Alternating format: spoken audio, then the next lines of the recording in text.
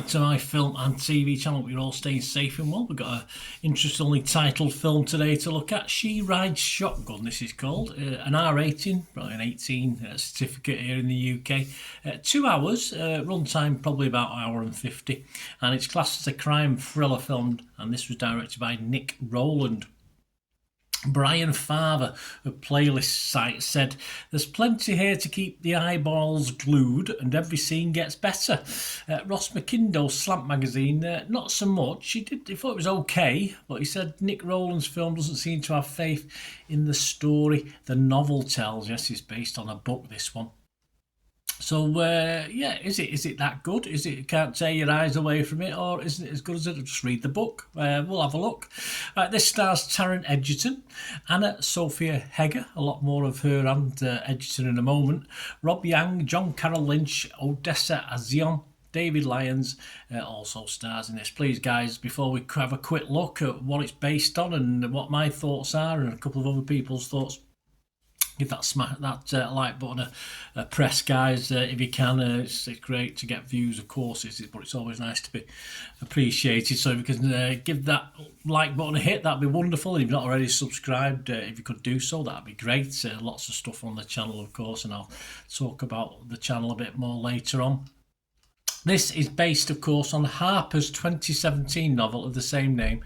Not read, can't compare, so I don't know. So let me know if you've read the book and how this film compares with it. It was released on August the 1st, 2025, and I'm doing this review almost a month later, on August the 28th. So check out your territories for availability of this film, which is getting reasonable reviews. Right, what's it about? Well, Taron Egerton stars as a newly released ex-con called Nate, I think it's Nathaniel, his proper name, his Sunday name, marked for death by unrelenting enemies. Yes, you don't sort of get that quickly. They sort of builds into the story, if you like.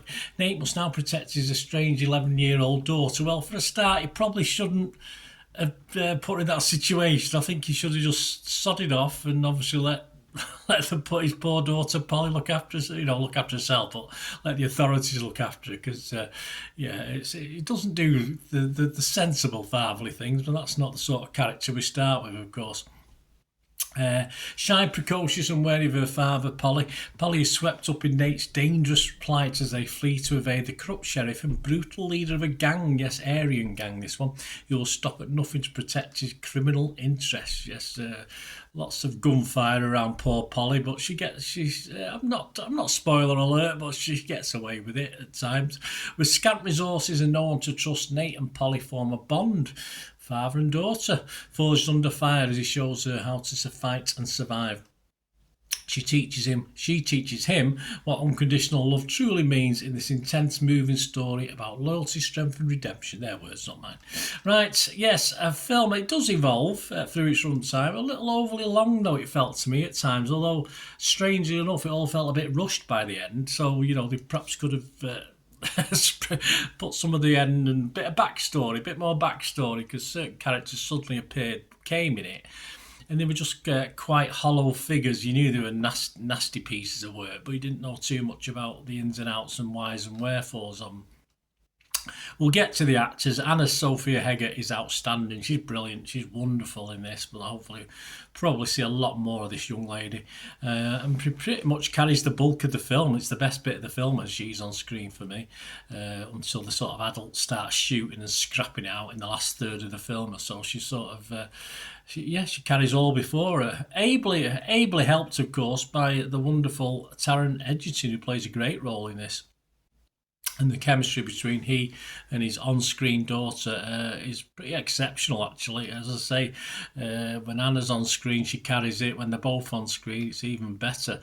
David Ehrlich from IndieWire said of this, he said, "As is clear from the very first scene and made all the more so by the very last, She Rides Shotgun is Polly's movie at its core, and Hegger's face. A detailed portrait of love and loss, its colours all the more radiant by how they run together when she cries, is expressive enough to make it a movie movie worth watching, even when it feels like one we've already seen a number of times before. Yes, it's all about the actors, isn't it? I think in this one, I mean, it doesn't always work. Don't get me wrong. It certainly works most of the time when these two are on screen, but sometimes it doesn't.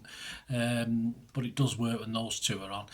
Away from these two, it can be a little bit slow in parts. That's where I thought it was a little bit dragged out. But then we get it sort of going all full blast, and I said it would have been better with a little bit of backstory. It throws everything but the kitchen sink at you in the last third of the film.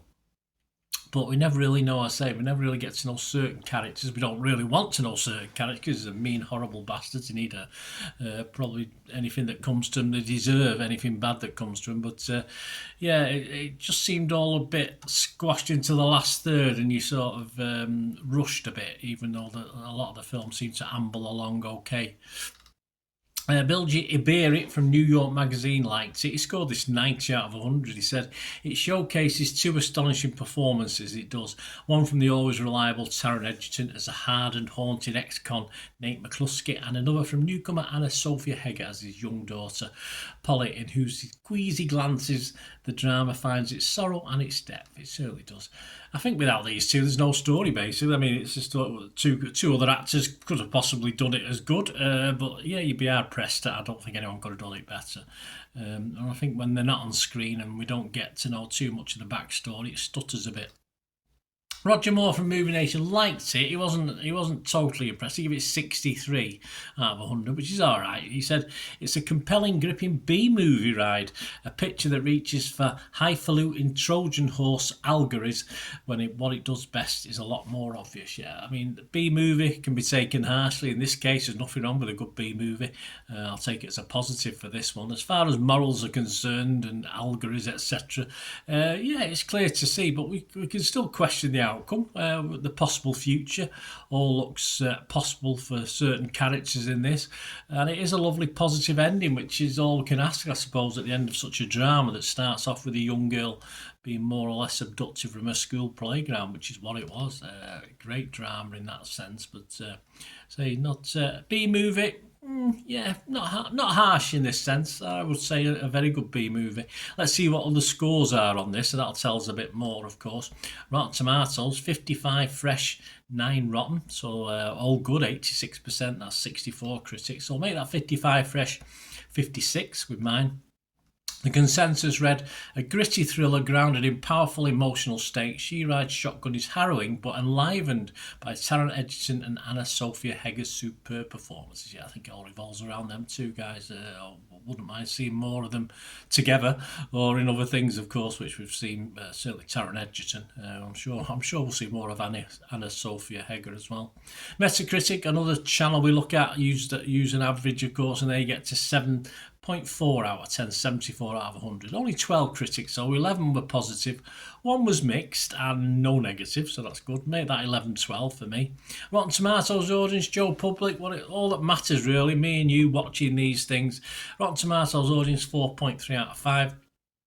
Internet Movie Database, just short of 1,000 scores and reviews, so not a vast pool of reviews, but 6.9. I think that's fair. I think this will hover between 6.5 and 6.7. 6.5 and 7 throughout its sort of life on Internet Movie Database. It deserves to, as I say, because of the two main actors in this. Personally, as I said, a couple of reservations early doors where I did think it did drag.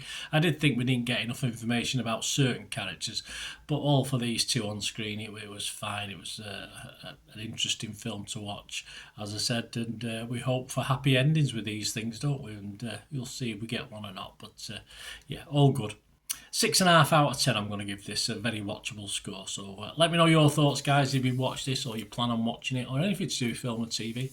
Of course, if you do enjoy the content, how I do things, I try and give my views, I try and give other people's views, sort of to bounce off, so I can critique that as well. That's how I do it, that's how I do my things. Some people think I should just waffle on about my opinion, but I try and do a little bit of both. So hope you like the format, the way I do it, and if you want to help support this channel going forward, support me, it's always much appreciated, or you just want to contact me through my various socials, etc.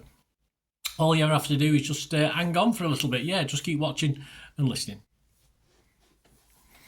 Hi again, hope you enjoyed the feature, guys. Thanks for watching. Please, if you did enjoy the content, please give us a thumbs up, and if you've not already done so, press that subscribe button.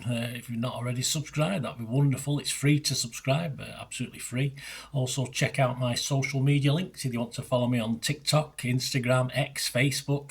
They'll all be in the description below. And my special thanks to supporters of the channel, yes, Piat6505, who have an eBay shop selling film and TV memorabilia, including posters, books, magazines. There'll be a link again in the comments section.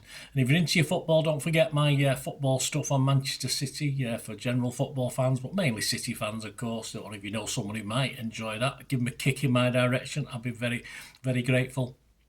And as ever, guys, comments on this feature is wonderful. Anything to do with film and TV, it's always very, very welcome. It's great to talk film and TV. I thank you guys for your support.